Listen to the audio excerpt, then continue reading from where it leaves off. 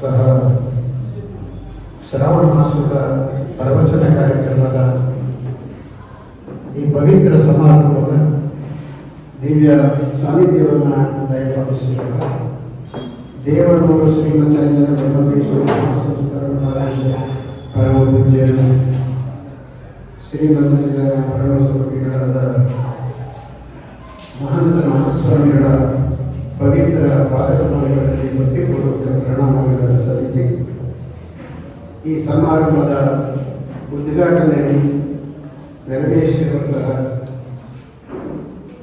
ದೇವನೂರಿನವರೇ ಆದ doctor DS ಗುರು ಅವರೇ, ಈ ಕಾರ್ಯಕ್ರಮದಲ್ಲಿ ಪ್ರವಚನವನ್ನು ನಡೆಸಿಕೊಡಲು ಬಂದಿರುವಂತಹ ನನಗೆ ಬಹಳ ವರ್ಷಗಳಿಂದ ಪರಿಚಯ ಇರುವ ವಚನ ಕುಮಾರಸ್ವಾಮಿ ಅವರೇ, ಈಗ ಉದ್ಘಾಟನೆ ಮಾಡಿರುವಂತಹ ವಚನ ಪಾಠಶಾಲೆಯ ಉದ್ಘಾಟನೆ ಮಾಡಿರುವಂತಹ ರೂಪ ಕುಮಾರಸ್ವಾಮಿ ಅವರೇ, ಈ ವೇದಿಕೆ ಮೇಲೆ ಇರುವ ಪುರದ ಶ್ರೀಗಳವರಿಗೆ ಸಮರ್ಪಿಸಿ ದೇವರ ಮಠದ ಪೂಜ್ಯ ಜಡೇಸ್ವಾಮಿಗಳವರಿಗೆ ಶರಣ ಸಮರ್ಪಿಸಿ ವೇದಿಕೆ ಮೇಲೆ ಆಸೀನರಾಗಿರುವ ಬಸವನಗುಂಡಿ ಶ್ರೀಗಳವರಿಗೆ, ಸೋಮೇಶ್ವರಪುರ ಮಠದ ಪೂಜ್ಯರಲ್ಲಿ, ಕೂಡ್ನಳ್ಳಿ ಮಠದ ಪೂಜ್ಯರಲ್ಲಿ ಶರಣ ಸಮರ್ಪಿಸಿ ಇನ್ನುಳಿದ ಎಲ್ಲ ಹಲವು ಜನಮುಖಿಗಳಿಗೆ ಪ್ರಣಾಮಗಳನ್ನು ಮಾಡಿಸಿ ಭಕ್ತ ಮಹಾಶಯರೇ, ತಾಯಿಯಂದಿರೇ, ದೇವರಪುರದ ಗ್ರಾಮದ ಎಲ್ಲ ಭಕ್ತ ಮಹಾಶಯರೇ, ದೇವರಪುರದ ಮಠದ ಇತಿಹಾಸ ಇದು ಮಠ ಪ್ರಾರಂಭವಾದದ್ದು ಪರಮ ಪೂಜ್ಯ ಮಹಂತ ಸ್ವಾಮಿಗಳವರ ಅಮೃತ ಹಸ್ತದಿಂದ. ಈ ಮಠವನ್ನ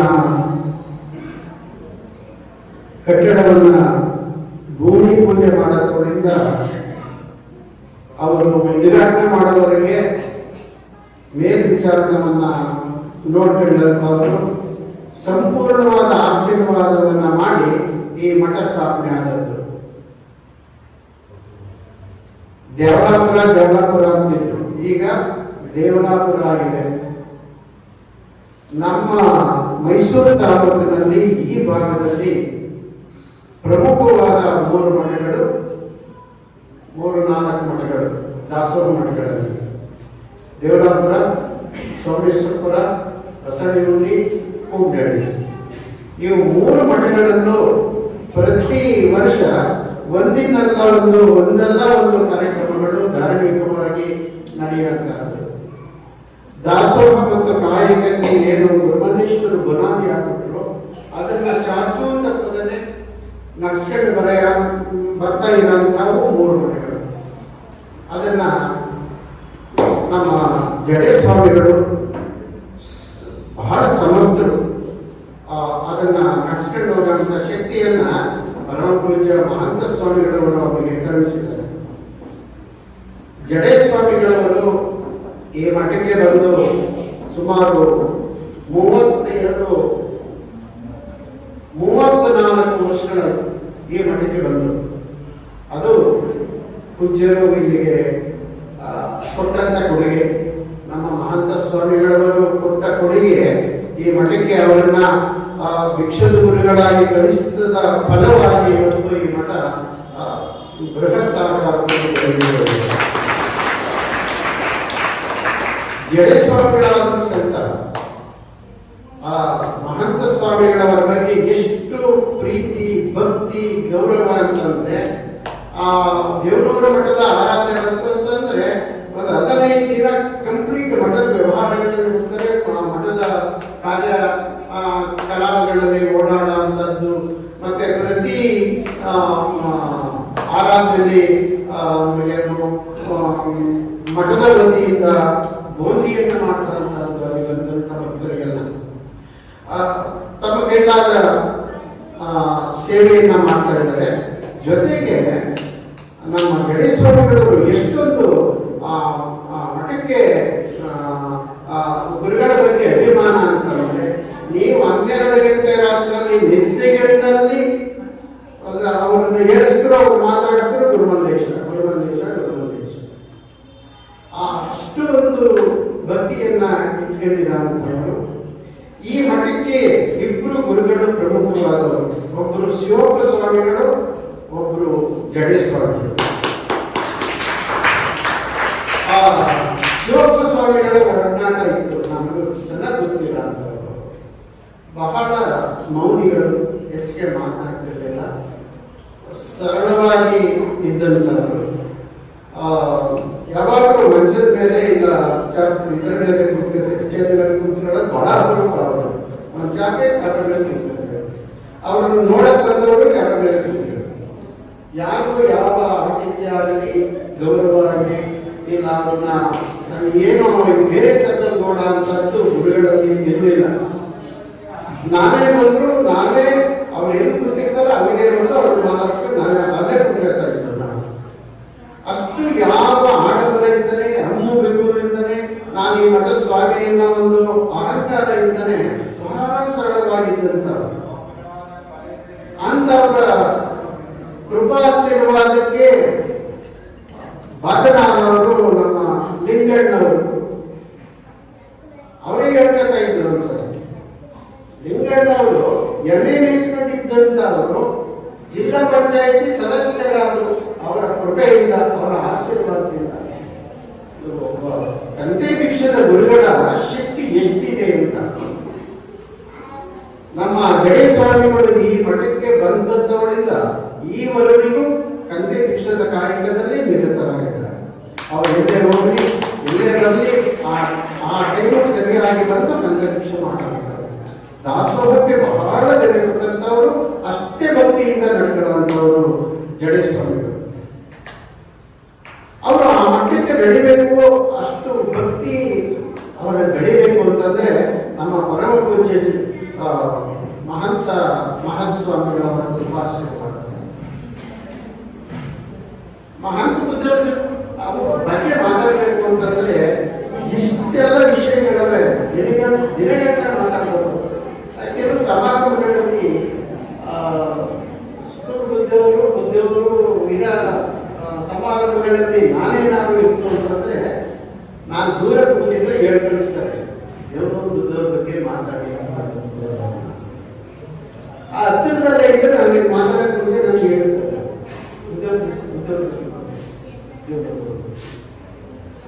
ಯಾಕೆ ಅಂತಂದ್ರೆ, ನಮ್ಮ ಸುತ್ತೂರು ಬುದ್ಧಿಯವ್ರಿಗೂ ಇವ್ರ ಬಗ್ಗೆ ತುಂಬಾ ಅಭಿಮಾನ. ಕೆಲವು ಘಟನೆಗಳನ್ನ ನೆನೆಸ್ಕೊಂಡ್ಬಿಟ್ರೆ ಎಷ್ಟೋ ಸಾರಿ ಅವರು ಸುಮ್ಮನೆ ಮೌನವಾಗಿ ಕೂತಿದ್ದವರು ನಡ್ಕೊಡ್ತಾರೆ ನಮ್ಮ ಜಡೇಗುರುಗಳು. ಅಂತ ಒಂದು ನಮ್ಮ ಎಲ್ಲೂರು ಬುದ್ಧಿಯವರ ಬಗ್ಗೆ ಎಷ್ಟು ಹೇಳಿದ್ರು ಕಡಿಮೆ. ಇವತ್ತು ಪ್ರತಿ ಕಾರ್ಯಕ್ರಮಗಳು ಆ ಬೆಂಗಳೂರು ಮಟ್ಟದಲ್ಲಿ ನಡೀತಾ ಇರೋದೆಲ್ಲ ಪಾವಗಡಗಳೇ. ನಾನೇನು 12ನೇ ಶತಮಾನದಲ್ಲಿ ಬಸವಣ್ಣವರ ಕಾಲದಲ್ಲಿ ನಡೀತಾ ಇದ್ರು ಶರಣರು, ಮತ್ತೆ ಬಸವಣ್ಣವರು ಪ್ರತಿದಿನ ಪಾವಗಡ ಮಾಡ್ತಾ ಇದ್ರು. ವಿದ್ಯೆಗಳನ್ನ ಆಸ್ಥಾನದಲ್ಲಿ ಏನ್ ನಾವೆಲ್ಲ ಅವರ ಕಥೆಗಳನ್ನು ಹೇಳ್ತೀವಿ, ಓದ್ತೀವಿ, ಕೇಳ್ತೀವಿ. ಇವತ್ತು ನಮ್ಮ ನಮ್ಮ ನಮ್ಮ ನಮ್ಮ ನಮ್ಮ ನಮ್ಮ ಜೊತೆಲ್ಲೇ ಇರೋಂಥವರು ಅಭಿನವ ಗುರುಮಲ್ಲೇಶ್ವರರು ನಮ್ಮ ಜೊತೆಲಿ ಇದೀವಲ್ಲ, ನಾವು ಅವ್ರ ಜೊತೆಲಿ ಇದೀವಲ್ಲ, ಅವ್ರ ಸಾನ್ನಿಧ್ಯದಲ್ಲಿ ಇದೀವಲ್ಲ, ನಾವೇ ಭಾಗ್ಯ, ನಾವೇ ಕೊಡ್ತೇವೆ.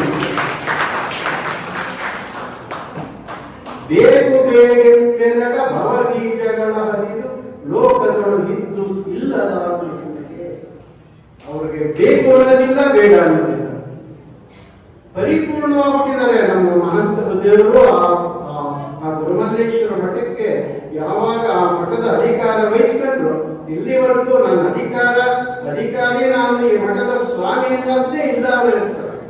ಬಹಳ ಕಿಂಕರತ್ವ, ಬಹಳ ಸರಳತೆ. ಅಂತವ್ರನ್ನ ನಾವೇನು ಅಂತವ್ರ ಕಾಲದಲ್ಲಿ ನಾವಿದೀವಲ್ಲ, ನಾವು ಪುಣ್ಯವಂತರು. ಮಹಂತ ಬುದ್ಧಿಯವರ ಕಾರ್ಯ ವೈಖರಿಗಳು, ಅವರ ಕಾರ್ಯಕಲಾಪಗಳು ಮೊನ್ನೆ ಕಳೆದ ನಮ್ಮ ಸ್ಥಾಪನೆ ಆಯ್ತಲ್ಲ, ಗೋಪುರ ಓಪನ್ ಆಯ್ತಲ್ಲ, ಏನೆಲ್ಲ ಜನಗಳು ಪ್ರಯತ್ನ ಮಾಡಿದ್ರು, ಏನೋ ಒಂದು ದೊಡ್ಡ ಸಮಾರಂಭ ಮಾಡಬೇಕು, ದೊಡ್ಡದಾಗಿ ಎಲ್ಲರೂ ಕರಿಬೇಕು, ಇನ್ವಿಟೇಷನ್ ಮಾಡಿಸ್ಬೇಕು, ಪ್ರಚಾರ ಮಾಡಬೇಕು, ಹೀಗೆ ಕರಿಬೇಕು, ಅವರು ಹಂಗೆ ಹಿಂಗೆ ಏನೆಲ್ಲ ಮಾಡಿದ್ರು. ನಮ್ಮ ಬುದ್ಧಿಯವರು ಸರಳವಾಗಿ ಹೆಂಗಿತ್ತು ಹಂಗೆ, ಎಷ್ಟಿತ್ತು ಅಷ್ಟೇ, ತುಂಬಾ ಸುಂದರವಾಗಿ ಆಗೋದು. ನಮ್ಮ ಸಿದ್ಧಿಯಲ್ಲಿ ಬಂದವರು ಯಾವ ಟೈಮು ಬರಬೇಕಾದ್ರು ಅದೇ ಟೈಮಿಗೆ ಅದೇ ಟೈಮಿಗೆ ಬಂದು ಅವರೇ ಉದ್ಘಾಟಿಸಿದ್ರು. ಅದೇ ಇದೆಲ್ಲ ಪಾವಾಡಗಳು ಅಲ್ಲಿ ನಡೀತಾ ಇಲ್ಲ ಅಂತವೆಲ್ಲ ಪಾವಾಡಗಳು. ನಮ್ಮ ದೇವನೂರು ಮಠದ ಬುದ್ಧಿಯವರ ಬಗ್ಗೆ ಹೇಳಿದ್ರು ಅಂತಂದ್ರೆ ಅವ್ರನ್ನ ಅರ್ಥ ಮಾಡೋಕ್ಕೆ ಆಗಲ್ಲ ಯಾರಿಂದಲೂ, ಆ ಸಾಮರ್ಥ್ಯ ಯಾರಿಗೂ ಇಲ್ಲ. ಅಂತ ಪಾವಾಡ ಪುರುಷರಿಂದ ಈ ಮಠ ಸ್ಥಾಪನೆ ಆಗಿದೆ. ಹಾಗಾಗಿ ಈ ಮಠಗಳ ಬಗ್ಗೆ ಅವ್ರಿಗೂ ವಿಶೇಷವಾದ ಕಾಳಜಿ. ಈ ಭಾಗಕ್ಕೆ ಬಂದಾಗಲೇ ಮಠಕ್ಕೆ ಬರ್ತಾರೆ, ಯೋಗಕ್ಷೇಮ ವಹಿಸ್ತಾರೆ, ಆ ಮಠದ ಭಕ್ತರನ್ನ ಕರೆಸ್ತಾರೆ, ಮಾತಾಡ್ತಾರೆ, ಮೇಲ್ವಿಚಾರಣೆಯನ್ನ ನೋಡ್ಕೊತಾ ಇರೋದ್ರಿಂದ ಈ ಮಠಗಳು ಮೇಲ್ಮಟ್ಟಕ್ಕೆ ಬರೋದಕ್ಕೆ ಸಾಧ್ಯ ಆಗಿದೆ. ಮತ್ತೆ ನಮ್ಮ ಗಣೇಶ ಸ್ವಾಮಿಗಳು ಪ್ರತಿ ವರ್ಷ ಈ ಕಾರ್ಯಕ್ರಮ, ಶ್ರಾವಣ ಮಾಸದ ಕಾರ್ಯಕ್ರಮ ವಿಶೇಷವಾಗಿ ಏನಕ್ಕೆ ಇದನ್ನ ಈಗ ಪ್ರವಚನಗಳ ಮಾಡೋ ಉದ್ದೇಶ ಏನು ಅಂತಂದ್ರೆ, ಒಬ್ಬ ಶರಣ ಹೇಳ್ತಾರೆ, ಮಂಡೆ ಮಾಸಿದಡೆ ಮಂಚನ ಮಾಡುವುದು, ಬಟ್ಟೆ ಮಾಸಿದಡೆ ಬಡಿ ಬಾಳಿಗೆ ಇಕ್ಕುವುದು, ಮನದ ಮೈಲಿಗೆ ಕಲೆವಡೆ ಶರಣರಣ ಮಾಡುವುದು ಅಂತ ಮಾತಾಡ್ತಾರೆ. ತಲೆ ಕೊಡೆಯಾದ್ರೆ ಶಾಂಪು ಸೋಪವಾಗಿ ಸ್ನಾನ ಮಾಡಬಹುದು, ತಲೆ ಕೊಡೆ ಹೋಗುತ್ತೆ. ಬಟ್ಟೆ ಕೊಡೆಯಾದ್ರೆ ಬಡಿ ಮಾಡ್ಕೋಬಹುದು. ಆದ್ರೆ ಈ ಮನಸ್ಸಿನ ಕೊಳೆ ಇದೆಯಲ್ಲ, ಮನಸ್ಸಿನ ಕೊಳೆಯನ್ನ ಕೊಳೆಬೇಕು ಅಂತಂದ್ರೆ ಇಂಥ ಮಹಾತ್ಮರ ದರ್ಶನಾಶೀರ್ವಾದ, ಅವರ ವಚನಗಳು, ಅವರ ಮಾತುಗಳನ್ನ ಕೇಳಬೇಕು. ಅವರ ಮಾತೇ ಜೀವನದಲ್ಲಿಲ್ಲ, ಅವರ ಮಾತೇ ದೇವರು. ಹಾಗಾಗಿ ಜಡೇ ಸ್ವಾಮಿಗಳು ಆ ಒಂದು ನಿಟ್ಟಿನಲ್ಲಿ ಈ ಒಂದು ಪ್ರವಚನ ಕಾರ್ಯಕ್ರಮವನ್ನ ಪ್ರತಿ ವರ್ಷ ಮಾಡುವಂತಹದ್ದು. ಮತ್ತೆ ಪುಣ್ಯ ಕೆಲಸಗಳನ್ನ ಪ್ರತಿಯೊಬ್ಬರು ಮಾಡಬೇಕು. ಅನಿತ್ಯಾದಿ ಶರೀರಾದಿ ವಿಭವೋ ನೈವ ಶಾಶ್ವತ, ನಿತ್ಯಂ ಸನ್ನಿಹಿತೋ ಮೃತ್ಯು ಕರ್ತವ್ಯೋ ಧರ್ಮ ಸಂಗ್ರಹ. ಮಹಾಭಾರತದ ಬರುತ್ತೆ. ಅನಿತ್ಯಾದಿ ಶರೀರಾದಿ, ಈ ಶರೀರ ಅನಿತ್ಯವಾದದ್ದು, ಶಾಶ್ವತ ಅಲ್ಲ, ಯಾವತ್ತೂ ಒಂದಿನ ಹೋಗುತ್ತೆ. ಮತ್ತೆ ನಾವೇನ್ ಸಂಪಾದನೆ ಮಾಡಿರ್ತೀವಿ ಇಲ್ಲಿ, ದುಡ್ಡು, ಕಾಸು, ಆಸ್ತಿ, ಅಧಿಕಾರ, ಹೆಂಡತಿ, ಮಕ್ಕಳು ಅಂತ ಏನ್ ನಾವು ನಂಬ್ಕೊಂಡಿರ್ತೀವಿ, ಅದೆಲ್ಲ ಶಾಶ್ವತ. ಒಂದಿನಲ್ಲ ಒಂದಿನ ನಮ್ಮನ್ನ ಕೈ ಬಿಟ್ಟು ಹೋಗುತ್ತೆ. ಅದನ್ನ ನಂಬಿಕೆಬೇಡ, ಅದು ಶಾಶ್ವತ ಅಲ್ಲ. ನಿತ್ಯ ಸನ್ನಿಹಿತ ಮೃತ್ಯು, ಪ್ರತಿದಿನ ಸಾಕು ಸಮೀಪಿಸ್ತಾ ಬರ್ತಾರೆ. ನಮ್ಮ ಬೆನ್ನಿಂದ ಕಾದಿದೆ, ಯಾವ ಕ್ಷಣದಲ್ಲಿ ಏನಾಗುತ್ತೋ ಗೊತ್ತಿಲ್ಲ. ಆದರೆ ನೀನು ಕರ್ತವ್ಯ ಧರ್ಮ ಸಂಗ್ರಹ, ನೀನು ಪುಣ್ಯ ಕೆಲಸವನ್ನ ಮಾಡು. ನೀನು ಎಷ್ಟು ವರ್ಷ ಬದುಕಿದ್ದೆ ಅನ್ನೋದು ಮುಖ್ಯ ಅಲ್ಲ, ನೀನು ಬದುಕಿದ್ದಂತ ಕಾಲದಲ್ಲಿ ಏನು ಒಳ್ಳೆ ಕೆಲಸ ಮಾಡಿದೆ, ಏನು ಪುಣ್ಯ ಕೆಲಸ ಮಾಡಿದೆ, ನಿನ್ನಿಂದ ಸಮಾಜಕ್ಕೆ ಏನಾಯಿತು ಅದನ್ನ ಯೋಚನೆ ಮಾಡಿ ಪುಣ್ಯ ಕೆಲಸವನ್ನ ಮಾಡು. ಪುಣ್ಯ ಕೆಲಸ ಯಾವಾಗ ಮಾಡಬೇಕು ಅಂದ್ರೆ ಬಸವಣ್ಣವರು ಅದನ್ನೇ ಹೇಳ್ತಾರೆ. ನೆರೆಗೆಂದಗೆ ತೆರೆಗಲ್ಲಕ್ಕೆ ಶರೀರ ಮೂಡು ಹೋಗದ ಮುನ್ನ, ಹಲ್ಲು ಹೋಗಿ ಬೆನ್ನು ಬಾಗಿ ಹಣ್ಣೆರಿಗೆ ಹಂಗಾಗದ ಮುನ್ನ, ಕಾಲ ಮೇಲೆ ಕೈಗೆ ನೋಡಿ ಕೋಡು ಹಿಡಿಯದ ಮುನ್ನ, ಮುಪ್ಪಿಂದೊಬ್ಬು ಬಳಿಯದ ಮುನ್ನ, ಮೃತ್ಯು ಮುಟ್ಟದ ಮುನ್ನ ಪೂಜಿಸು ಕೂಡಲ ಸಂಗಮ ದೇವನ. ನೀನು ಪೂಜೆ ಮಾಡಬೇಕಾಗ್ಲಿ, ಪುಣ್ಯ ಕೆಲಸ ಮಾಡಬೇಕಾಗ್ಲಿ, ಒಳ್ಳೆ ಕೆಲಸ ಮಾಡೋದು ಯಾವಾಗ ಅಂತಂದ್ರೆ ನಿನಗೆ ಮೈನಲ್ಲಿ ಶಕ್ತಿ ಇರುವಾಗ, ರಕ್ತ ಇರುವಾಗ, ನಿನ್ನ ಮಾತನ್ನ 4 ಜನ ಮಾತು ಕೇಳುವಂತ ಸಂದರ್ಭದಲ್ಲಿ ನಿನಗೆ ಮಾಡುವಂತ ಹಣದ ಏನು ಆರ್ಥಿಕವಾಗಿ ಚೆನ್ನಾಗಿರುವಂತ ಕಾಲದಲ್ಲಿ ಪುಣ್ಯ ಕೆಲಸವನ್ನ ಮಾಡುವಂತ ಮಾತನ್ನ ಬಸವಣ್ಣವರು ಹೇಳ್ತಾರೆ. ಇವತ್ತೇನಾದ್ರೂ ನಮ್ಗೇನಾದ್ರೂ ಒಂದು ಚೂರು ಇಷ್ಟು ಒಂದು ಅಧಿಕಾರ ಸಿಕ್ಬಿಟ್ಟು ಅಂತಂದ್ರೆ ಒಂದು ಗ್ರಾಮ ಪಂಚಾಯತಿ ಮೆಂಬರ್ ಆಗ್ಬಿಟ್ರೆ ಅವ್ರನ್ನ ಮಾತಾಡ್ಸಕ್ಕಾಗಲ್ಲ, ಅಹಂ ಬರುತ್ತೆ. ಆದರೆ ಅದು ಬರಬಾರದು. ನಿಜವಾದ ಭಕ್ತರಿಗೆ ಅಹಂ ಅನ್ನೋದು ದೂರ ಇರಬೇಕು. ಸೇವಕನಾಗಿ ಸೇವೆ ಮಾಡಬೇಕು, ಸಮಾಜ ಸೇವೆ ಮಾಡಬೇಕು. ನಮ್ಮಿಂದ ಏನು ಸಾಧ್ಯವೋ ಅದನ್ನ ಒಳ್ಳೆ ಕೆಲಸವನ್ನ ಮಾಡಬೇಕು. ನಮ್ಮಿಂದ ಮಾಡಕ್ಕಾಗಲಿಲ್ಲ, ಇನ್ನೊಬ್ಬರಿಗೆ ಕೆಟ್ಟದ್ದು ಮಾಡಿದ ರೀತಿಯಲ್ಲಿ ನಾವು ನಡ್ಕೊಂಡು ಹೋದ್ರೆ ಸಾಕಾಗುತ್ತೆ ಸಮಾಜಕ್ಕೆ. ನಮ್ಮಿಂದ ಸಮಾಜಕ್ಕೆ ತೆರೆದಾದ ರೀತಿಯಲ್ಲಿ ನಡ್ಕೊಂಡು ಹೋದ್ರು ನಾವು ಮಾಡಿದ್ದು ಸಮಾಜಕ್ಕೆ ಅದೊಂದು ಒಳ್ಳೆ ಕೆಲಸವೇ ಅಂತ. ಹಾಗಾಗಿ ಅಂತ ಒಂದು ಒಳ್ಳೆ ಪುಣ್ಯ ಕೆಲಸವನ್ನ ಪ್ರತಿ ವರ್ಷ ನಮ್ಮ ಜಡೆ ಸ್ವಾಮಿಗಳು ಮಾಡ್ಕೊಂಡು ಹೋಗ್ತಾ ಇದ್ದಾರೆ. ನೋಡಿ, ಮರಗಳು ಪರೋಪಕಾರಕ್ಕಾಗಿ ಫಲ ಕೊಡ್ತವೆ, ಹಣ್ಣು ಕೊಡ್ತವೆ. ಯಾಕೋಸ್ಕರ? ಅದಕ್ಕೋಸ್ಕರ ಅಲ್ಲ, ಪರೋಪಕಾರಕ್ಕಾಗಿ. ನದಿ ಹರಿಯುತ್ತದೆ ನೀರು ಯಾರಿಗಾಗಿ? ನಮಗೋಸ್ಕರ. ಹಸು ಹಾಲು ಕೊಡುತ್ತೆ ಯಾರಿಗೋಸ್ಕರ? ಅಂತವೆಲ್ಲ ಪರೋಪಕಾರಕ್ಕಾಗಿ ಮಾಡುವಂತಹದ್ದನ್ನ ನಾವು ಮನುಷ್ಯರಾಗಿ ತಿಳುವಳಿಕೆ ಇದ್ದು, ನಮ್ಮ ಜ್ಞಾನ ಇದ್ದು, ಒಳ್ಳೆಯದೇವರು ಕೆಟ್ಟದೇವರು ಅಂತ ಯೋಚನೆ ಮಾಡುವಂತ ಶಕ್ತಿ ಇಲ್ಲ ಅಂತವರು ನಾವು ಏನು ಮಾಡಬೇಕು ಏನು ಮಾಡಬಾರದು ಅಂತ ತಿಳುವಳಿಕೆಯನ್ನ ಉದ್ದೇಶಕ್ಕೋಸ್ಕರ ಇಂಥ ಒಂದು ಸಮಾರಂಭಗಳನ್ನ ಪ್ರವಚನಗಳನ್ನ ಏರ್ಪಾಡು ಮಾಡ್ತಾ ಇರುವಂತದ್ದು. ಮತ್ತೆ ಗುರುಗಳು ಬರ್ತಾರೆ ಅನ್ನೋದು ಒಂದೇ ಒಂದು ಕಾರಣಕ್ಕೋಸ್ಕರ ನಾನು ಇಲ್ಲಿ ಬಂದದ್ದು. ಇವತ್ತು ಪ್ರಮಾಣಿಗೆ ಹೋಗಬೇಕಾಗಿತ್ತು, ಈಗಲೂ ಹೋಗ್ತಾ ಇದ್ದೀವಿ. ನಮ್ಮ ಗುರು ಅವರು ತುಂಬಾ ಚೆನ್ನಾಗಿ ಮಾತಾಡ್ತಾರೆ ನೋಡಿ. ಆ ಸಂಸ್ಕಾರ ಅಂತದ್ದು ಯಮುನೂರವರು ಯಾರೇ ಆಗಲಿ ಮಹದೇಶ್ವರ ಬೆಟ್ಟದಲ್ಲಿ ಒಂದು ದೊಡ್ಡ ಸಮಾರಂಭ ಅವರು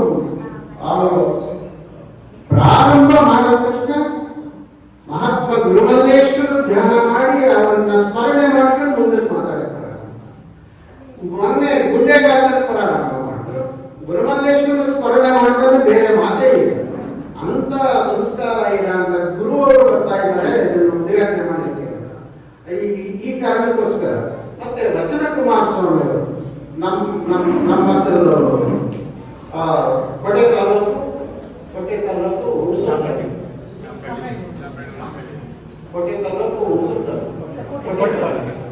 ತಾಲೂಕು ನಾನು ಬಹಳ ವರ್ಷಗಳಿಂದ ಬಹುಶಃ ಅವರಿಗೆ ಕೆಲಸಕ್ಕೆ ಸೇರಿರಲಿಲ್ಲ, ಓದ್ತಾ ಇದ್ದರು.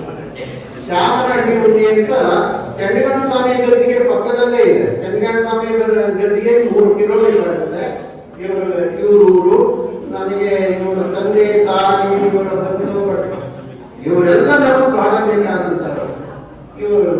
ಇವರ ತಂದೆಯವರು ಸಿದ್ಲಿಂಗಪ್ಪನವರು ಅಂತ ಅಂದ್ಬಿಟ್ಟು. ಸಿದ್ಲಿಂಗಪ್ಪನವರು ಹೇಗೆ ಅಂತಂದ್ರೆ ಒಂದು 25-30 ವರ್ಷ ಊರಾದಂತವರು, ಅವರೇ ಊರಿದವರು. ಆ ಕಾಲಕ್ಕೆ ಆ ಊರಿಗೆ ಅವರೇ ಜೀವಂತರು. ಇಡೀ ಊರು ಅವ್ರು ಹೇಳ್ದಂಗೆ ಕೇಳ್ತಾ ಇತ್ತು. ಆ ಕಾಲದಲ್ಲಿ ಸಾಕಷ್ಟು ಒಳ್ಳೆ ಕೆಲಸಗಳನ್ನ ಗ್ರಾಮಕ್ಕೆ ಮಾಡಿದ್ರು. ಅವತ್ತು ಕುಮಾರಸ್ವಾಮಿ ಅವರನ್ನ, ಇವರ ವಚನ ಕುಮಾರಸ್ವಾಮಿ ಅವ್ರನ್ನ, ಕುಮಾರಸ್ವಾಮಿ ಯಾರು ಅಂತಂದ್ರೆ ನಮ್ಮ ಚಾಮರಾಜನಹಳ್ಳಿ ಸಿದ್ಲಿಂಗಪ್ಪನವ್ರ ಮಗನಾಗ ಇವರು ಅಂತಿದ್ರು. ಈಗ ಕುಮಾರಸ್ವಾಮಿ ಅವರು ಯಾವ ಮಟ್ಟಕ್ಕೆ ಬೆಳೆದ್ಬಿಟ್ರು ಅಂತಂದ್ರೆ ಸಿದ್ಲಿಂಗಪ್ಪ ಯಾರು ಅಂದ್ರೆ ಕುಮಾರಸ್ವಾಮಿ ಅವರ ತಂದೆ ಅನ್ನೋರು. ಆ ಮಟ್ಟಿಗೆ ಅವ್ರ ತಂದೆಯನ್ನ ಮೀರಿಸಿ ಬೆಳೆದಿರ ಅಂತವರು. ಅವ್ರ ಜೊತೆಗೆ ಅವ್ರ ಶ್ರೀಮತಿಯವರು ಅವ್ರ ಜೊತೆ ಕೈ ಜೋಡಿಸಿ ಅವ್ರು ಏನು ಇವತ್ತು ಸಮಾಜ ಸೇವೆ ಮಾಡ್ತಾ ಇದ್ದಾರೆ, ಅದಕ್ಕೆ ಹೆಗಲು ಕೊಟ್ಟು ನಿಂತು ಕೆಲಸವನ್ನು ಮಾಡ್ತಾ ಇದ್ದಾರೆ.